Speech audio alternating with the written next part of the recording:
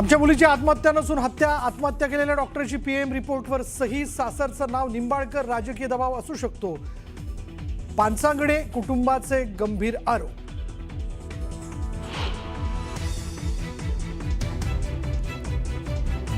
दिगंबर आगवणे कुटुंबाचा छळ केल्याचाही रणजितसिंह निंबाळकरांवर आरोप. निंबाळकरांच्या छळाला कंटाळून आगवणेंच्या मुलीचा आत्महत्येचा प्रयत्न, मुलीनं सांगितली आपबीती.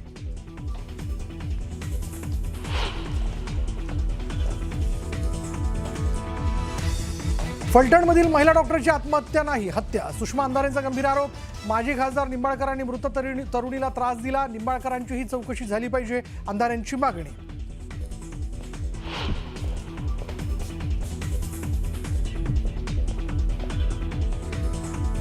फलटण डॉक्टर प्रकरणी तपास पारदर्शकपणे होणार असल्याची चाकणकरांची माहिती. तर हॉटेलचे सीसीटीव्ही तपासणार असल्याचं पोलिसांनी केलं स्पष्ट.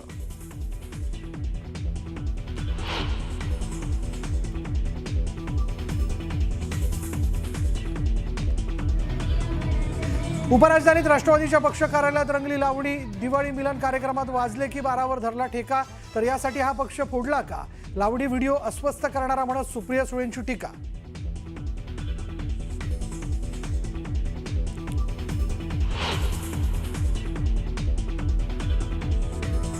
अर्धवट माहिती देऊन जैन बोर्डिंग जमीन व्यवहारात सही घेतली तर दबाव आणून राजीनामा घेतल्याचा चकोर गांधींचा दावा. तर अनेक वेळा ट्रस्टींना सांगूनही व्यवहार रद्द झाला नसल्याचा खुलासा.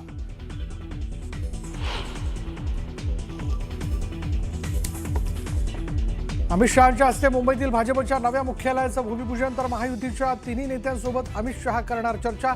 आगामी निवडणुकांच्या तयारीचा देखील घेणार आढावा, सूत्रांची माहिती.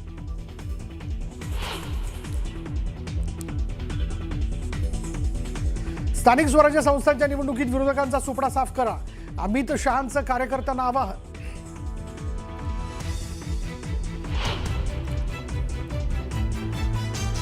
सर्वसामान्य मतदारांचा रोष, 1 नोव्हेंबरच्या सत्याच्या मोर्चात दिसू द्या.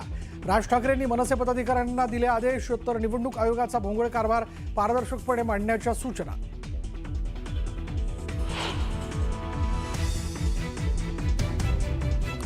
छातीवर गोळ्या जरी चालवल्या तरी माघार नाही. 7/12 कोरा करून घेतल्याशिवाय नागपुरातून परत येणार नाही. शेतकरी कर्जमाफीसाठी शेकडो ट्रॅक्टरसह निघाला बच्चू कडूंचा मोर्चा.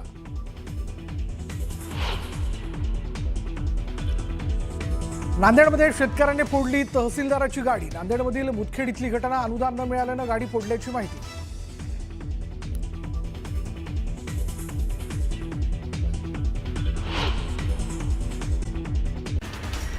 सातारा जिल्ह्यातील बावधन गावात राहणाऱ्या पाचांगडे कुटुंबानं आपल्या मुलीच्या आत्महत्येचा शवविच्छेदन अहवाल चुकीचा असल्याची तक्रार दिली आहे. तिची आत्महत्या नाही तर हत्या झाल्याचा या कुटुंबानं गंभीर आरोप केलाय. शवविच्छेदन अहवालात फलटणमधील हॉटेलमध्ये आत्महत्या केलेल्या महिला डॉक्टरची सही असल्याची माहिती या कुटुंबानं दिली आहे. राजकीय दबावामुळे फलटणमधील महिला डॉक्टरनं आत्महत्या केली असा आरोप राष्ट्रवादी काँग्रेस शरद पवार पक्षाचे आमदार जितेंद्र आव्हाडांनी केलाय. फलटण प्रकरणामध्ये पोलीस ज्या पद्धतीनं वक्तव्य करतायत हे गंभीर आहे. पोलिसांवर जाणीवपूर्वक दबाव आणला जातोय असं आव्हाडांनी म्हटलं. भाजपचे माजी खासदार रणजित निंबाळकरांवरती आणखी एक आरोप करण्यात आलाय. आगवणे कुटुंबाचा छळ केल्याचा आरोप निंबाळकरांवरती आहे. या छळाला कंटाळून आगवणे कुटुंबातील मुलीनं आत्महत्या करण्याचा प्रयत्न केला होता. आगवणे कुटुंबाला राजकीय सूड भावनेतून त्रास दिल्याचा आरोप मेहबूब शेख यांनी केला. तर सुषमा अंधारे यांनी पत्रकार परिषद घेऊन निंबाळकरांवरती अत्यंत गंभीर आरोप केले. हॉटेलवरती बोलावून या महिला डॉक्टरची हत्या करण्यात आली. माजी खासदार निंबाळकरांनी मृत तरुणीला त्रास दिल्याचा दावा अंधारेंनी केलाय. तर हातावर लिहिलेल्या सुसाईड नोटवरील हस्ताक्षर आत्महत्या केलेल्या तरुणीचं नाही असा तिच्या बहिणीचा आरोप असल्याचं अंधारे म्हणाल्या.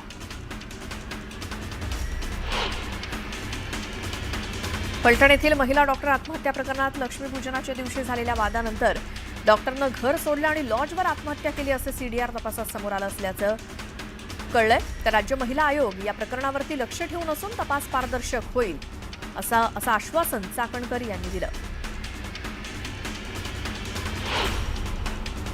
शेतकऱ्यांच्या कर्जमाफीसाठी बच्चू कडूंनी उद्या नागपुरात महाएल्गार मोर्चाचं आयोजन केलंय. या मोर्चात महिला कार्यकर्ते आणि महिला शेतकरी देखील सहभागी झाले. शेतकऱ्यांची अवस्था वाईट असून देवाभाऊंनी शेतकऱ्यांची कर्जमाफी करावी, संपूर्ण कर्जमाफी मिळाल्याशिवाय आम्ही नागपुरातून हटणार नाही अशी भूमिका या महिला कार्यकर्त्यांनी घेतली आहे.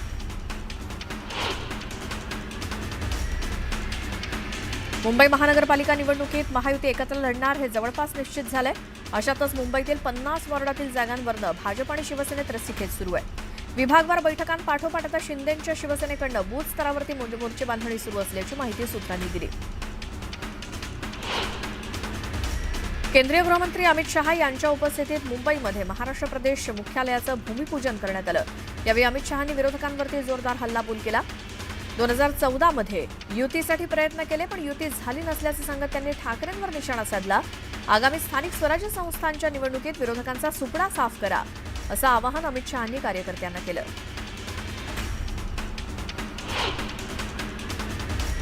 न्यायदेवतेवरती आमचा विश्वास असून आमच्याच बाजूने निर्णय होणार असा विश्वास मनोज जरांगेंनी व्यक्त केला. हैदराबाद गॅझेटियर विरोधातील याचिका सुप्रीम कोर्टानं फेटाळली आहे, त्यावर जरांगेंनी प्रतिक्रिया दिली. तर सरकारनं कुणबी प्रमाणपत्र देण्याचं का थांबवलंय, सरकारला मराठे पुन्हा रस्त्यावरती उतरवायचेत का असा सवाल करत जरांगेंनी इशारा दिला. गडचिरोलीमध्ये काँग्रेसचा राष्ट्रवादी शरद पवार पक्षाला मोठा धक्का बसलाय. शरद पवार पक्षाचे अत्यंत निष्ठावान नेते सुरेश सावकार पोरड्डीवार यांचा पत्नी कविता पोरड्डीवार यांच्यासह काँग्रेस पक्षामध्ये प्रवेश झालाय. तर माजी नगरसेवक विजय गोरडवार यांनी देखील कार्यकर्त्यांसह प्रवेश केला. मुंबईमध्ये 1 नोव्हेंबरला आयोगाविरुद्ध महाविकास आघाडी मनसेचा मोर्चा निघणार आहे. सर्वसामान्य मतदारांचा रोष सत्याच्या मोर्चामध्ये दिसू द्या. निवडणूक आयोगाचा भोंगळ कारभार पारदर्शकपणे मांडा. हा मोर्चा देशासाठी दिशादर्शक ठरेल अशी जोरदार तयारी करा अशा सूचना राज ठाकरेंनी पदाधिकाऱ्यांना दिल्या आहेत. मतदान चोरीच्या विरोधात 1 नोव्हेंबरला निघणाऱ्या मोर्चासाठी सोलापूर जिल्ह्यातनं मनसेसह महाविकास आघाडीचे 5000 कार्यकर्ते सहभागी होणार आहेत. यासाठीच महाविकास आघाडीतील नेत्यांसह मनसे पदाधिकाऱ्यांची पंढरपुरात संयुक्त बैठक पार पडली. मुंडे साहेबांनाही जीवनामध्ये खूप कष्ट केलेत, पण तोही वारसा मला ते देऊन गेलेत असं वक्तव्य करत पंकजा मुंडेंनी वारस कोण या चर्चेला पूर्णविराम दिला. हिंगोलीच्या सेनगाव पंचायत समितीचे माजी सभापती भाजप कार्यकर्ता संतोष खोडके यांनी पक्षाला सोडचिठ्ठी दिली. ऐन स्थानिक स्वराज्य संस्था निवडणुकांच्या तोंडावरच त्यांनी उबाठात शिवसेनेत प्रवेश केला. वर्ध्यामध्ये बच्चू कडूंची महालगार ट्रॅक्टर रॅली सुरू आहे. या रॅलीत 5000 शेतकरी सहभागी होत असून ही रॅली सकाळी इथे सुकळी इथे मुक्कामी असणार आहे. तर रॅलीमध्ये सहभागी झालेल्या आंदोलक शेतकऱ्यांसाठी वऱ्हाडी जेवणाची व्यवस्था करण्यात आली आहे. छत्रपती संभाजीनगरातील कन्नड तालुक्यातील नाचणवेल परिसरात परतीच्या पावसामुळे मका पिकांचं मोठं नुकसान झालंय. पावसामुळे पिकं नष्ट झाल्यामुळे शेतकरी हवालदिल झाले. महाराष्ट्र सरकारनं लंडनहून आणलेल्या वाघनखांचं प्रदर्शन आता कोल्हापुरात होत आहे. शिवशस्त्र शौर्य गाथा या प्रदर्शनाचं उद्घाटन उद्या सांस्कृतिक कार्यमंत्री आशिष शेलार यांच्या उपस्थितीत होणार आहे. हे प्रदर्शन 6 महिने कोल्हापुरात असणार आहे. राष्ट्रवादी काँग्रेस अजित पवार पक्षाच्या नागपूर येथील कार्यालयात दिवाळी मिलन कार्यक्रमात लावणीचा कार्यक्रम रंगल्याचा व्हिडिओ समोर आलाय. या व्हिडिओमध्ये नागपूर शहराध्यक्ष आणि महिला पदाधिकारी बसल्याचं दिसतंय. तर लावणी नृत्य करणारी महिला पक्षाची कार्यकर्ता असल्याची माहिती समोर आली आहे.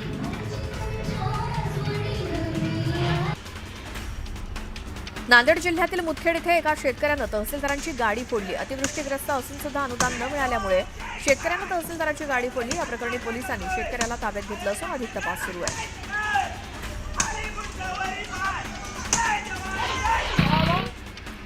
भुसावळमध्ये अखिल भारतीय सफाई मजूर काँग्रेसतर्फे विविध प्रलंबित मागण्यांसाठी आज साखळी उपोषण सुरू करण्यात आलंय.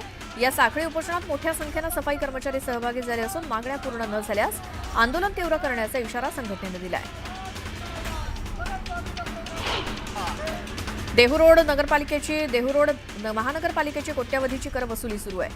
मात्र तरीही प्रभागात सुविधांची वानवा असल्यामुळे नागरिकांनी कर संकलन विभागावरती जाऊन आंदोलन केलं. जालन्यात भटक्या कुत्र्यांचा बंदोबस्त करावा या मागणीसाठी नागरिकांनी आंदोलन केलं. रास्ता रोको आंदोलन करत जिल्हाधिकारी कार्यालयावरती मोर्चा काढण्यात आला.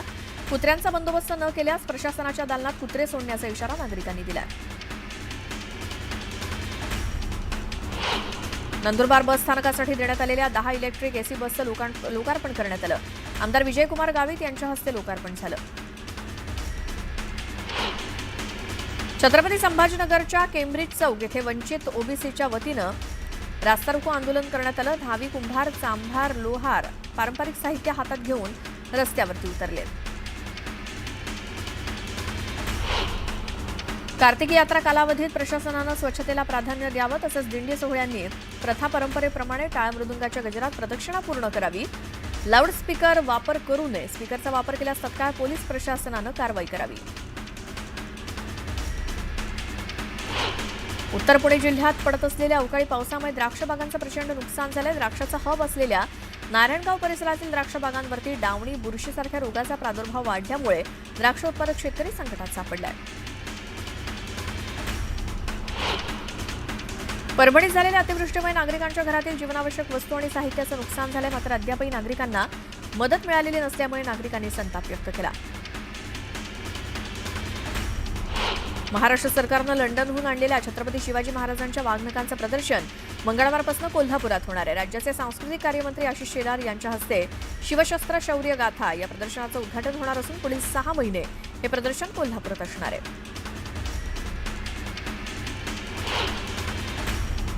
गोंदिया जिल्ह्याच्या अर्जुनी मोरगाव तालुक्यात झालेल्या मुसळधार पावसामुळे शेतकरी हवालदिल झालाय.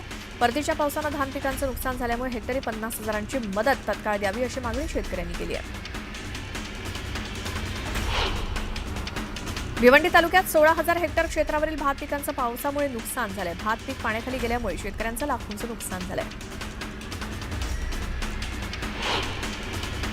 नंदुरबार जिल्ह्यातील नवापूर तालुक्यात मागील 2 दिवसांपासून अवकाळी पावसानं जोरदार हजेरी लावली. त्यामुळे शेती पिकाचं मोठं नुकसान झालंय.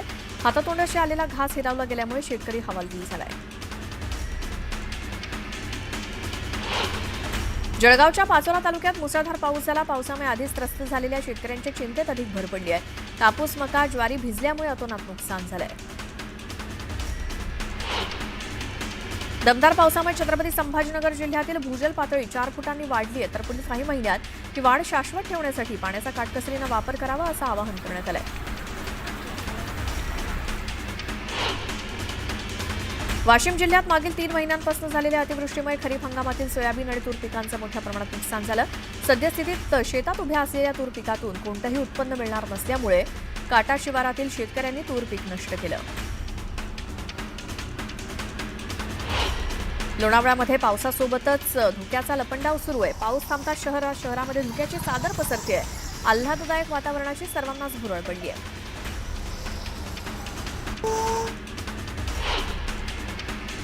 कार्तिकी यात्रेसाठी महाराष्ट्रातील सर्व भागातून 1150 जादा एसटी बसेस पुण्यासाठी धावणार आहेत अशी माहिती परिवहन मंत्री प्रताप सरनाईक यांनी दिली. राज्याचे परिवहन मंत्री प्रताप सरनाईक आणि शालेय शिक्षण मंत्री दादा भुसे यांनी विठ्ठल रुक्मिणीचं दर्शन घेतलं.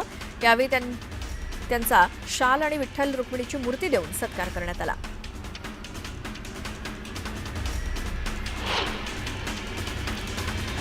दिवाळीची सुट्टी संपताच कर्जत एसटी बस स्थानकावरती नागरिकांची मोठी गर्दी झाली. यावेळी प्रवाशांनी खिडकीतून उड्या मारत एसटीत प्रवेश केला. बसच्या फेऱ्या कमी असल्यामुळे प्रवाशांचे प्रचंड हाल होत आहेत. ठाण्यामध्ये एका तरुणाला विना हेल्मेट दुचाकी चालवल्यामुळे दंड ठोठावला. मात्र त्यानंतर या तरुणानं चक्क पोलिसांचा पाठलाग करत त्यांची गाडी अडवली आणि त्यांना जाब विचारला. पोलीस चालवत असलेल्या दुचाकीची नंबर प्लेट नव्हती. मात्र यावेळी पोलिसांनी ही दुचाकी कारवाईसाठी आणल्याची माहिती दिली. मात्र प्रत्यक्षात ही दुचाकी पोलिसांच्या मित्राची असल्याची माहिती समोर आली आहे. याचाही व्हिडिओ सध्या चांगलाच व्हायरल होतोय.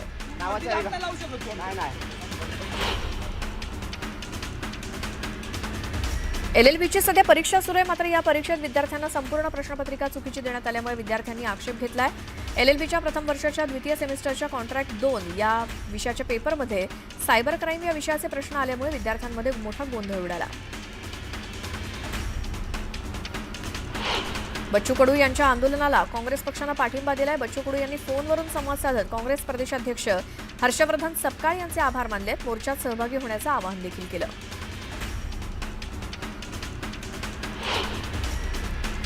शेतकरी कर्जमुक्तीच्या मुख्य मागणीसह इतर महत्त्वाच्या मागण्यांसाठी नागपुरात उद्या शेतकऱ्यांचा महाएल्गार मोर्चा होतोय. यावेळी आंदोलनात सहभागी होण्यासाठी शेळ्या मेंढ्या नागपूरकडे रवाना झाल्या.